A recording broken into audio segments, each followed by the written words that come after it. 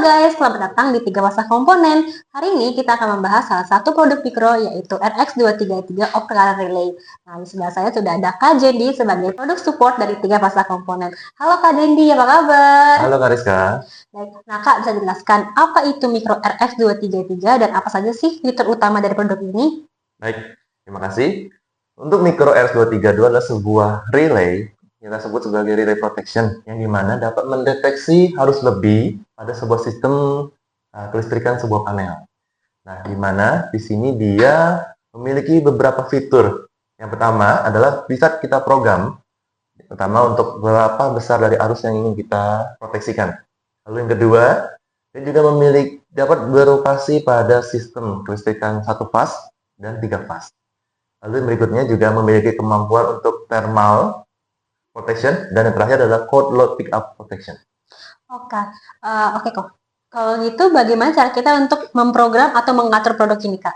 Baik, untuk memprogram kita bisa lakukan dengan dua cara. Yang pertama manual secara langsung pada tombol yang ada pada mikro ini, atau yang kedua melalui aplikasi NFC yang kita bisa download di App Store maupun Play Store yang nantinya kita tempelkan, lalu kita bisa atur semua itu.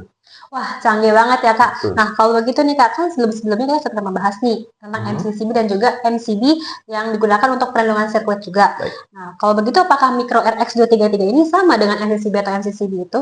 Baik, pertanyaan bagus Kak. Jadi seperti kita ketahui, untuk MCCB itu merupakan sebuah komponen utama proteksi di dalam panel kita. Dan secara mikro sendiri adalah tambahan.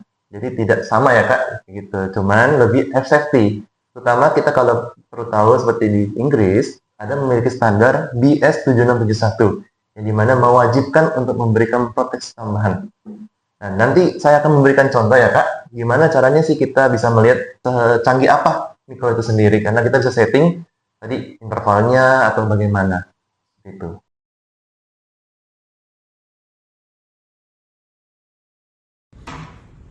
Berikut cara pengaturan pada RX232 overcurrent relay. Jadi ini sebagai untuk pengaturan atau proteksi terhadap arus lebih dalam sebuah sistem. Cara pengaturannya kita bisa lihat nanti dari nilai yang tertera, arus yang terbaca pada CT, lalu nanti kita akan atur sesuai berapa batasan yang kita berikan.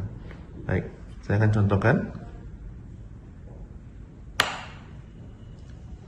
Kita melakukan pengecobaan dengan menggunakan sebuah lampu halogen sebesar 500 watt dengan pembacaan arus pada load 1 1,87.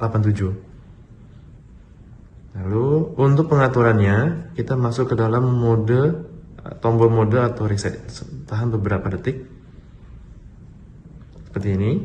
Maka ini adalah pengaturan pertama untuk batasan terendah arus lebihnya. Kita ubah dari 5 menjadi sesuai. Seperti yang tadi kita baca 1,87, maka kita bisa berikan di poin 1 poin, contoh misalnya seperti ini. Maka seketika misalnya kita oke kan, dan kita kembali dengan pengaturan waktu delay menggunakan sifat NI atau normal inverse, maka nanti akan ada kontak yang akan menyala. Nih. Baik, seperti ini. Terlihat menyala. Oke, mari kita matikan. Dan lalu kita kembali ke menu awal, maka dia akan reset. Oke, baik. Lalu misalnya kita mau buat lebih cepat untuk terhadap kontak, kita bisa turunkan dulu tadi seperti di awal, waktunya kita kurangkan, kita buat paling terendah. Lalu kita kembali ke menu utama, kita nyalakan kembali. Baik, seperti ini responnya terhadap kontak. Oke, kemudian tapi jika misalnya kita masih membutuhkan respon yang lebih cepat dari settingan ini, maka kita bisa ubah lagi dari tipenya. kita dari NI kita bisa buat menjadi definitive time atau seketika.